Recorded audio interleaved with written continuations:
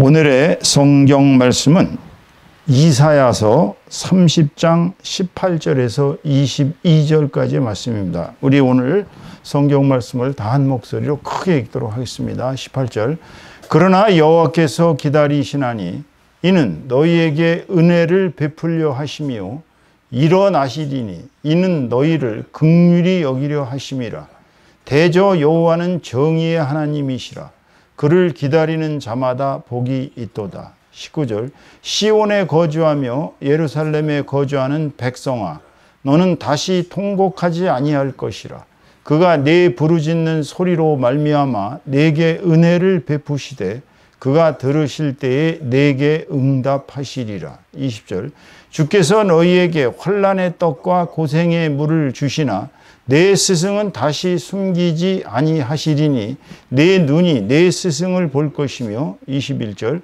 너희가 오른쪽으로 치우치든지 왼쪽으로 치우치든지 내 뒤에서 말소리가 내 귀에 들려 이르기를 이것이 바른 길이니 너희는 이리로 가라 할 것이며. 22절. 또 너희가 너희 조각한 우상에 입힌 은과 부어 만든 우상에 올린 금을 더럽게 하여 불결한 물건을 던짐같이 던지며 이르기를 나가라 하리라. 아멘. 아멘. 자, 오늘은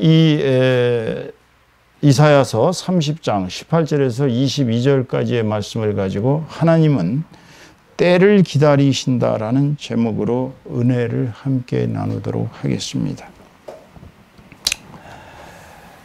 지금 드리는 노란 리본의 예화는 참 눈물 나는 얘기입니다. 미국에서 어느 목사님이 이제 사모님과 함께 노년에 기차를 타고 시골을 여행하고 계셨습니다. 여러분도 미국에 가보셨으니까 아시겠지만 미국 열차는 우리나라 열차에 비하면 매우 좀 서비스가 좀 거시기합니다. 근데 굉장히 미국이라는 나라가 크다 보니까 열차도 끝도 한도 없이 갑니다. 그러니까 미국이라는 나라는 사실 시골의 이 풍경이 아직도 전원이 많이 있어요. 숲이 우거지고 나무들이 울창한 그런 시골 집들이 많이 있습니다. 그런데 이 목사님이 앞자리에 앉은 어느 청년이 계속 창밖을 이렇게 막 머리를 이렇게 들이밀면서 창밖을 바라보는 거예요. 그러면서 눈에는 눈물이 막 글썽글썽한 것입니다. 그래서 하도 이상해갖고 목사님이 여보세요 젊은이 왜 그렇게 눈물을 흘리십니까? 창밖을 바라보면서 그렇게 얘기를 했더니 이 청년은 얘기를 안 하고 한참 동안 한숨만 쉬더군요. 그래서 목사님이 부드럽게 얘기하셨습니다. 마음속에 있는 거를 얘기해 보시라고. 그랬더니 청년이 눈물을 머금으면서 이야기를 했습니다. 이 청년은 시골에 사는 게 지겨웠어요. 아버지 엄마가 농사를 져서 돈을 조금씩 해서 모아놓은 돈이 있었습니다. 어느 날 밤에 야밤에 그 돈을 돈을 몽창 훔쳐가지고 도시로 가출을 했어요. 그래서 큰 도시로 가가지고 자기 딴에는 뭔가 사업을 해서 성공을 해보겠다고 그 자그만 돈으로다가 조그만 사업체를 운영을 했습니다. 그죠? 여러분들 알다시피 사업이라는 게 사실은 대부분이 망하잖아요. 이 젊은이 결국은 그 훔쳐온 부모님의 돈을 몽창 잃어버리고 쫄딱 망해서 알거지가 됐습니다. 그리고는 먹고 살 길이 없어서 이제 뒷골목을 방황하다가 살 길이 없자 죽음을 결심했어요. 내가 이렇게 살아서 뭐하나 하고 죽으려고 생각을 했습니다. 그런데 죽으려고 생각하니까 생각나는 건 그래도 자기가 자기를 태어나게 하고 자기를 길러주고 자기를 사랑해줬던 부모님이 생각이 나는 거예요. 근데 자기가 돈을 훔쳐온 부모님의 평생에 그 정말 고생을 해서 조금씩 모았던 돈을 훔쳐온 자기의 이 과오를 용서는 빌고 죽어야겠다. 그래서 마지막으로 부모님께 용서를 비는 편지를 보냈습니다. 그 편지에 그는 이렇게 썼어요. 너무나 그리운 아버지 어머니, 제가 이 죽기 전에 꼭 이 그리운 고향집 제가 자라났고 제가 뛰어놀았고 제가 정말 모든 추억을 간직한 이 그리운 고향집을 마지막으로 열차 안에서 보고, 이제 집을 마지막으로 보고 열차에서 몸을 날려 저는 세상을 하직하고자 합니다. 그러니까 못난 아들을 용서하신다면 집 앞 큰 나무에 잘 보이게 노란 리본을 하나 매달아 주세요. 그러면 저는 부모님이 저를 용서하셨다는 걸 확실하게 알고 마음 편하게 죽겠습니다. 이렇게 편지를 써서 보냈습니다. 열차가 치치포 달려서 결국 고향집에 이르렀을 때, 고향집 앞에 이르렀을 때 그 집 앞 큰 나무에는 청년이 내려다보니 밖을 보니까, 문을 열고 보니까 엄청나게 많은 노란 리본이 수백 개가 달려 있었습니다. 젊은이는 눈물을 대성통곡을 하면서 얼마나 부모가 자기를 용서하고 사랑했는지를 깨닫고서 다음 열차편으로 결국은 부모님의 집에 돌아가서 감격의 해우를 했다는 노란 리본의 이야기입니다. 누가복음 15장 11절에서 32절까지의 말씀이 바로 돌아온 탕자의 비유죠.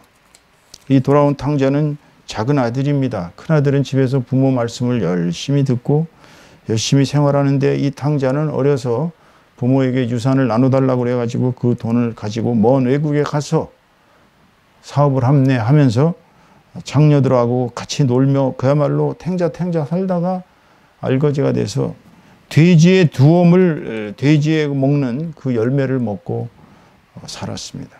그는 배가 고파서 정말 힘이 들었어요. 우리 아버지 집에는 먹을 게 많고 정말 행복하게 살았는데, 내가 우리 아버지께 가서 차라리 용서를 빌고 내가 거기 가서 차라리 노예 생활을 할 망정 아버지께로 가자. 그래서 아버지께로 돌아옵니다. 아버지는 멀리서 아들이 오는 걸 보고 막 달려나갑니다. 버선발로 달려나가서 아들을 품에 안고 같이 끌어안고 웁니다. 그리고 하인들에게 얘기하죠. 송아지를 잡아라. 나는 잃어버렸던 아들을 찾았으니 우리 다 함께 즐기자. 그때 이제 큰아들은 화가 나가지고, 나는 아버지 밑에서 평생을 이렇게 충성하면서 살았지만 병든 죽은 양새끼 하나 못 먹게 하더니 저 외국에 나와서 창녀랑 돈을 다 낭비한 저 못된 동생놈은 그렇게 잘 대접하냐고. 그러니까 아버지가 하신 얘기가 있죠. 얘야, 원래부터 여기 있는 모든 것은 다 네 것이고 너는 원래부터 다 나와 같이 살았지만 쟤는 잃어버렸던 아들 아니냐. 잃어버렸다가 돌아온 아들이다. 여러분, 하나님께서는 우리 잃어버린 자식들이 돌아오시기를 기다리고 계십니다. 당신들이 예수님을 안 믿고 하나님을 안 믿고 이 세상에 종말까지 가도록 자기의 뜻대로 사는 것을 원치 않으십니다. 하루빨리 주님께로 돌아오기를 원하세요. 그런데 그 돌아오는 것도 하나님께서는 그 때를 다 알고 가장 적절한 때를 기다리고 계신다는 겁니다. 오늘의 본문 해석을 한번 살펴보겠습니다. 18절 말씀입니다. 그러나 여호와께서 기다리시나니 이는 너희에게 은혜를 베풀려 하시며, 하나님은 우리를 기다리십니다. 은혜를 베푸시기 위해서 일어나시리니 이는 너희를 긍휼히 여기려 하심이라. 대저 여호와는 정의의 하나님이시라. 그를 기다리는 자마다 복이 있도다. 그랬어요. 하나님께서 왜 우리가 돌아오길 기다리시겠어요? 그것은 우리를 구원하시고 싶으셔서. 만세전부터 택정하신 당신의 백성을 당신의 자녀로 삼기 위해서는 우리를 영생으로 이끄시기 위해서 은혜를 베풀려고 기다리시는 거예요. 이 놀라운 만극한 은혜입니다. 예수님께 구원받은 사람들 보세요. 그분들은 다 이런 심정을 느꼈을 거예요. 두 번째로 하나님께서 일어나신다고 그랬는데 왜 일어나셔요? 이것은 당신의 백성, 당신의 자녀가 사탄에게 놀아나지 않기를 원하십니다. 사탄의 권세를 회파하실 수 있는 유일한 길은 우리가 하나님을 따르는 길밖에 없어요. 그렇기 때문에 하나님은 우리가 어려울 때마다 일어나십니다. 우리가 쓰러지려고 할 때마다 일어나십니다. 우리 인간은 연약한 질그릇이에요. 타락하기 쉬운 흙의 존재입니다. 그렇기 때문에 우리의 연약함을 아시는 주님께서는 일어나십니다. 사단에게 대항하시기 위해서 일어나시. 내 새끼 건드리지 마! 하고 일어납니다. 그러니까 우리가 여호와를 끝까지 따르고 그분을 신뢰하고 그분이 진리라는 걸 믿고 그분에게 나아갈 때 우리는 악의 세력이 범접하지 못하도록 하나님께서 우리를 향하여 정의를 이루시는 분이라는 걸 여러분은 믿으시기 바랍니다. 19절 말씀 보세요. 19절 시온에 거주하며 예루살렘에 거주하는 백성아 너는 다시 통곡하지 아니할 것이라. 그가 네 부르짖는 소리로 말미암아 네게 은혜를 베푸시되 그가 들으실 때에 네게 응답하시리라 그랬어요. 시온에 거주하며 예루살렘에 거주하는 백성은 구약시대는 이스라엘 백성이었습니다. 신약시대는 바로 예수 그리스도를 믿는 예수 그리스도의 제자들인 성도들이 바로 이런 사람들입니다. 다시는 통곡하지 않는다는 거예요. 왜? 하나님께서 우리에게 은혜를 베푸시면, 여기서 은혜를 베푼다는 사실을 아셔야 됩니다. 하나님께서는 그냥 믿으면 그래 너 믿었니? 그래 계속 믿어라 이러시는 분이 아니라 끝없이 은혜를 베푸시는 거예요. 우리가 어려울 때 우리를 지켜주십니다. 우리가 힘들 때 우리를 북돋아 주셔요. 우리가 타락하려고 할 때 우리를 붙잡아 주십니다. 우리가 울부짖으면서 기도를 할 때에는 하나님께서 우리의 기도에 응답하신다는 거예요. 우리가 살아갈 수 있도록 은혜를 베푸신다는 거예요. 그렇기 때문에 우리 예수를 믿는 백성들은, 예수님의 제자들은 하나님의 은혜를 받고 사는 사람들입니다. 하나님께서 우리에게 끝없이 은혜를 베푸시기 때문에 우리가 기도를 하는 거예요. 기도만이 하나님께 도달할 수 있는 유일한 길입니다. 우리가 하나님을 향하여 울부짖으며 통곡하며 기도할 때 하나님께서는 우리의 기도 소리를 들으시고 응답하시는 것입니다. 그런데 그 응답은 우리가 기도할 때 바로 즉각 응답하시는 것이 아니라 우리를 위하여 가장 적절한 때에 응답하신다는 사실을 아셔야 합니다. 하나님께서는 때를 기다리시는 분입니다. 하나님의 은혜를 받은 우리는 사실은 이제 다시는 통곡하고 슬퍼할 필요가 없어요. 그냥 하나님께 영광을 올려드리면 되는 거예요. 왜 그래요? 은혜는 한 번 주어지고 한 번 구원받았으니까 끝이다가 아니에요. 우리는 사는 날까지, 저 세상에 가는 날까지 은혜를 받고 살아갑니다. 은혜를 받은 사람은 통곡할 필요가 없어요. 슬퍼할 필요가 없어요. 인생의 불행 끝, 행복 시작입니다. 그런데 20절 말씀을 보세요. 주께서 너희에게 환난의 떡과 고생의 물을 주시나 내 스승은 다시 숨기지 아니하시리니 내 눈이 내 스승을 볼 것이며. 야, 저는 이 구절을 보고 기절하는 줄 알았어요. 왜? 하나님께서 우리에게 환난의 떡을 주신다는 거예요. 환난의 떡이란 건 뭡니까? 우리가 떡을 먹어요. 떡은 밥이죠. 빵이에요. 먹긴 먹는데 그 떡을 그냥 먹는 게 아니에요. 환난 속에서 먹어요. 물을 마셔요. 물을 마시는데 그냥 마시는 게 아니에요. 고생의 물을 마셔요. 왜 우리가 그렇게 살아가요? 우리가 잘못됐기 때문입니다.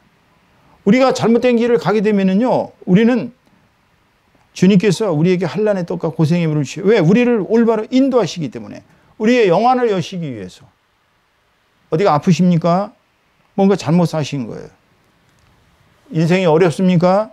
뭔가 죄가 있는 거예요. 그러면 환난의 떡과 고생의 물을 먹었다 그래서 아유 이제 끝났구나. 하나님이 우리를 버리셨구나? No. 절대 버리지 않으셨습니다. 여러분 영화 곡성 보셨죠? 거기 조그만 여자애가 뭐라 그래요? 귀신이 들려갖고 무엇이 중한디 하고 외쳐대는 장면이 나옵니다.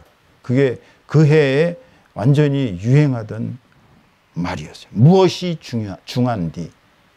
인생에서 무엇이 중한디 이거를 우리가 깨닫지 못하면 하나님께서 우리에게 환난의 떡과 고생의 물을 주실 수밖에 없다는 거예요. 왜냐하면 그래야 지가 환난의 떡을 먹고 지가 고생의 물을 먹어봐야 지금 지가 뭐를 잘못하는지 무엇이 중한디를 모르고 사는 것을 깨닫기 때문인 것입니다. 그런데 그렇다고 해서 주님이 우리를 버리시는 것이 아니라 그 후절을 보세요. 내 스승은 다시 숨기지 아니하시리니 내 눈이 내 스승을 볼 것이며. 뜬금없이 여기 또 왜 스승이 나옵니까? 여기에. 여러분 이거를요 원문을 제가 히브리어죠. 이건 이사야서니까 히브리어 원문을 이거를 해석을 해보니까 이거는 이 번역보다 이렇게 번역해야 맞습니다. 너희를 다시는 코너에 몰지 아니하시고 내 스승을 주시리니 내 눈이 내 스승을 볼 것이다. 이렇게 해석이 됩니다. 그러니까 우리가 갈 때까지 가서 우리가 정말 절망적인 상황에 처한다. 우리가 환난의 떡을 먹고 고생의 물을 마시며 인생의 쓴맛 단맛 다 보고 우리가 정말 죽을 것 같은 순간이 오는 것 같아도 코너에 몰지 않으세요. 코너라는 건 뭐예요? 막다른 골목. 우리가 이제는 죽음밖에 없는 것이 코너입니다. 한번 이렇게 막판에 몰려보신 분들, 인생에서 뭐 사업을 하다가 쫄딱 망해서 막판에 몰려보신 분들, 병이 들어서 이제는 살 길이 없어갖고 이제는 나는 다 살았다 하고 죽음에 처해 보신 분들, 인간관계에서 너무너무 절망해가지고 인간들이 정말 꼴도 보기 싫고 사람 사이에 살고 싶지도 않고 이런 막판에 몰려보신 분들, 절대 주님께서는 우리를 멸망의 길로 이끄지 않으시고 뒤에 무엇을 이끈다고요? 바로 우리의 스승을 보내주시는 것입니다. 스승은 누구예요? 예수 그리스도입니다. 주님께서 얘기하셨잖아요. 이 세상에 선생이라 부르지 마라. 이 세상 사람. 오직 선생은 그리스도 한 분이다 그러셨어요. 여러분, 그리스도는 또 누구를 보내셨어요? 성령을 보내셨습니다. 그럼 그리스도가 지금 승천해서 하늘나라 주님 우편에, 하나님 우편에 앉아 계실 때 우리에게는 스승이 누구세요? 보혜사, 성령님. 성령님께서 우리가 잘못된 길을 가지 아니하게끔 우리의 눈을 성령으로 열어 보이게 하신다는 거예요. 그러니까 예수 믿는 사람들의 특징은 절대로 망하지 아니합니다. 왜? 성령께서 계속 인도하시기 때문이에요. 결코 코너의 끝에까지 빌고 가서 더 이상 갈 수 없을 때까지 가서 죽어라! 이건 마귀의 행위입니다. 마귀는 그렇게 합니다. 마귀는 처음엔 잘해줘요. 캔세라 세라. 즐겨라. 인생은 즐거운 거야. 행복한 거야. 쾌락을 즐겨라. 그 유부남, 유부녀들 만나는 그 사이트 보면 너무 웃기는 문구가 있죠. 쾌락은 죄가 아니다. 즐겨라. 사단의 전략이에요. 인간은 코너에 몰려서 죽음에 처하는 것은 사단의 공작입니다. 그러나 예수 믿는 우리들은 거기까지 가지 않습니다. 왜? 성령께서 우리를 인도하시기 때문이고 우리가 빠져나갈 길을 알려주시기 때문에. 22절 보세요. 너희가 오른쪽으로 치우치든지 왼쪽으로 치우치든지 네 뒤에서 말소리가 네 귀에 들려 이르기를 이것이 바른 길이니 너희는 이리로 가라 할 것이며. 자, 극으로 가지 마세요. 극자로 가지 마세요. 이건 뭐 정치적인 얘기입니다. 그러나 인생의 길이라는 것은 극단으로 치우치면 좌로 치우치든 우로 치우치든 극단의 길을 가면 인생은 망하는 것입니다. 여러분. 그렇지만 성령께서 뒤에서 우리에게 소리를 들려주십니다. 이 바른 길로 가라. 중도의 길, 중용의 길, 하나님께서 우리에게 명하시는 그 길, 성령이 우리를 인도하십니다. 여호수아서 1장 7절에 보면 이렇게 여호수아는 얘기합니다. 오직 이제 하나님께서 얘기하신 거예요. 여호수아에게 오직 강하고 담대하라. 나의 종 모세가 네게 명령한 그 율법을 다 지켜 행하고 우로나 좌로나 치우치지 말라. 그리하면 어디로 가든지 형통하리니 그랬습니다. 인생은 극단의 길을 가시면 안 됩니다. 이것이 좀 지나치다 싶으면 멈추셔야 돼요. 성령께서 인도하시는 그 소리를 들으셔야 됩니다. 성령은 우리가 잘못된 길을 갈 때 우리를 인도하십니다. 마귀는 우리를 잘못된 길로 가게끔 계속 유도합니다. 하지만 성령은 바른 길을 가라고 우로 치우치든 좌로 치우든 이렇게 가운데로 바른 길로 이끄십니다. 마지막 22절 보겠습니다. 또 너희가 너희 조각한 우상에 입힌 은과 부어 만든 우상에 올린 금을 더럽게 하여 불결한 물건을 던진같이 던지며 이르기를 나가라 하리라. 여기서 하시는 말씀 뭐예요?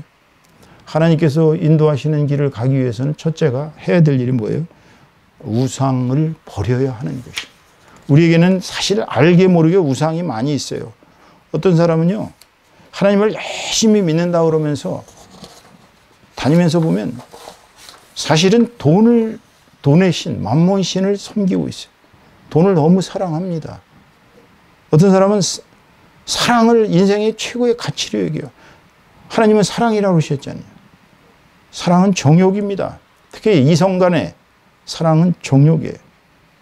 또 자기 가족만 끔찍하게 사는 이기심입니다.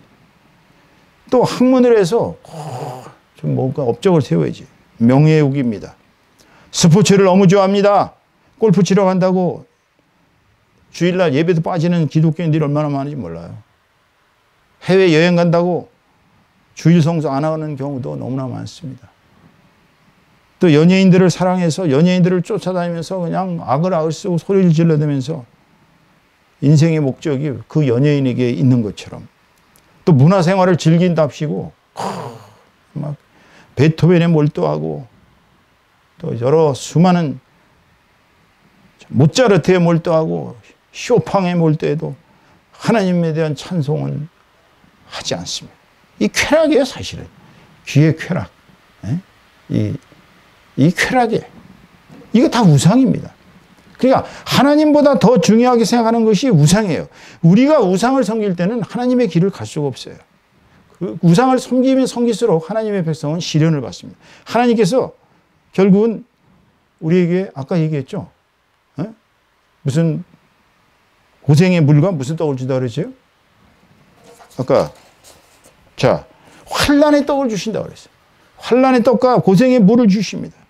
우리가 우상을 섬기기 시작하면 하나님께서는 노하십니다. 그 대표적인 예가 바로 솔로몬 아니에요. 솔로몬이 이 세상에서 누릴 수 있는 모든 쾌락과 모든 영광과 모든 부와 존귀와 정말 솔로몬처럼 하나님께서 잘해주신 사람이었어요. 그러나 그는 늙어가지고 이방 여인들을 수많은 첩을 들이면서 그들의 꾀임에 빠져갖고 수많은 이방 신을 섬기면서 하나님께로부터 벗어납니다. 하나님께서 그에게 경고를 합니다. 선지자들을 보내서 경고하다가 하나님께서 직접 경고하다 하지만 솔로몬은 듣질 않습니다. 결국 그는 하나님의 엄청난 징벌을 받게 된 것이 바로 이스라엘의 분열이죠. 남과 북으로. 여러분, 하나님께서는 우리가 우상을 숭배하는 것을 제일 싫어하십니다. 우상은 오직 우리 마음의 중심에 하나님, 예수 그리스도, 성령님, 이 세 분 성삼위 하나님을 우리 마음속에 가장 중심에 두고 세상을 사는 것은 우리의 인생을 위해 사는 것이 아니라 그분들의 영광을 위해서 사는 것입니다. 우리는 세상을 살면서 잘못 사는 경우가 많습니다. 우리가 탐욕 때문에 인생을 망치는 경우도 많이 있어요. 하지만 하나님은 우리를 버리지 않으시고 때를 기다리십니다. 제가 웃기는 게 저희 와이프 때문에 이제 챗 GPT를 시작하게 됐는데요. 제 와이프는 AI에 대해서 상당히 신뢰가 아마 한 50% 정도는 신뢰하는 것 같아요. 매사를. 거기다 넣고 이렇게 뒤져보면 이제 답이 나옵니다. 비스무리한 답이 많이 나와요. 근데 저는 이제 AI를 왜 안 믿냐면 최종적인 답은 AI가 절대 줄 수가 없어요. 그런데 제가 하나님은 때를 기다리신다라는 말이 뭡니까? 라고 AI한테 물어봤거든요. 그랬더니 AI의 결론이 이런 얘기입니다. 보세요. AI의 얘기입니다. 이건 제 얘기 아니에요. 성경 얘기도 아닙니다. AI가 이렇게 얘기합니다. 하나님은 때를 기다리신다는 말은 조급함을 버리고 하나님의 주권과 계획을 신뢰하며 인내와 순종으로 그 때를 기다리는 믿음을 강조하는 표현입니다. 그럴듯하죠. 완전히 어떻게 보면 AI가 더 정확하게 결론을 내린 것 같아요.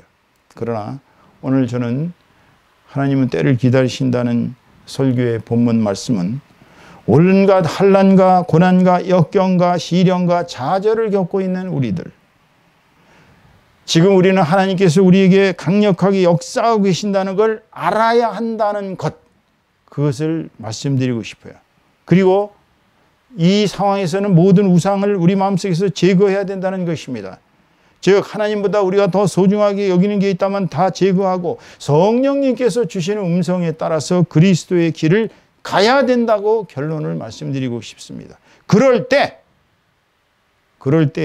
하나님께서는 가장 적절한 시간에 우리의 모든 시련과 고통을 끝내주십니다.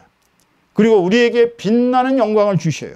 그로 인하여 우리가 영광 받으면 결국은 모든 영광을 하나님께 올려드리게 되는 것입니다. 그렇기 때문에 우리는 지금 시련과 환난과 고통과 역경을 겪고 우리가 정말로 하나님의 품에서 정말 어떻게 보면 벗어나고 싶을 만큼 그렇게 어려운 것 같이 느낀다면 여러분들은 지금 하나님께서 역사하신다는 걸 깨달으시고 진인사 대천명하십시오. 인간의 일을 끝까지 다하고 하늘의 명을 기다리면서 최선을 다하시다 보면 하나님께서는 적절한 때에 여러분들의 모든 어려움을 다 풀어주시고 욥의 경우처럼 그 시련과 환난이 끝나면 되레 정금같이 빛나서 하나님께 영광을 올리는 그런 정말 하나님의 사람이 될 것입니다. 저 여러분 오늘 하나님의 때를 기다리시면서 현재의 시련과 역경과 환난과 고통을 다 극복하고 마음속에서 우리의 모든 우상을 제거하고 오직 성령께서 주시는 말씀에 따라 우리의 스승이신 예수 그리스도를 따라감으로 말미암아 하나님의 자녀로 영광을 올려드리는 저와 여러분 다 되시기를 주님의 이름으로 축원합니다. 축원합니다.